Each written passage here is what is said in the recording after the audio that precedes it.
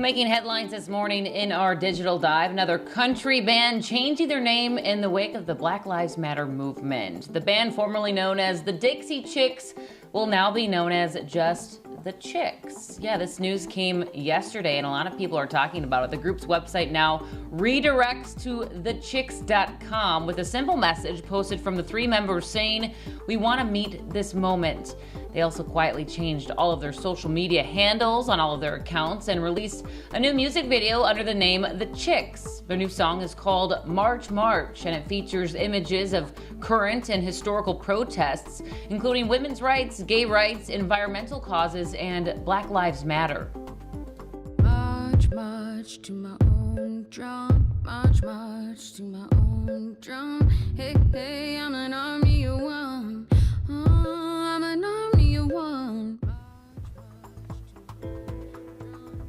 March March will be featured on their upcoming release Gaslighter, which comes out on July 17th, and it's the band's first new album out in 14 years.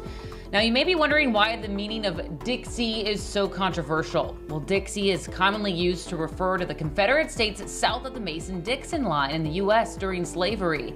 It was also the name of a song that was considered an anthem for the Confederacy.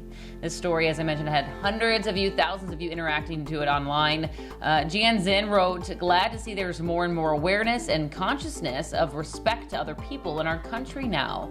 And Steven asks, "They're still a band? Haven't heard their name in like 15 years. And there's a lot of comments like Steven's comment there. Now, the Chicks, they're not the only one to change their name in recent days. The country group Lady Antebellum changed their name to just Lady A. They say that they were regretful, that they're embarrassed for not taking into consideration the word's association to slavery. So, Chris, it'll be interesting to see if other groups are going to change their name in the days to come. Yeah, and I think the reason that the Chicks hadn't been heard from in so long was they got into a little trouble for making some political comments years ago when George W. was in office. So now they're getting ahead of things by changing their name. Thanks for telling us about that, Alicia.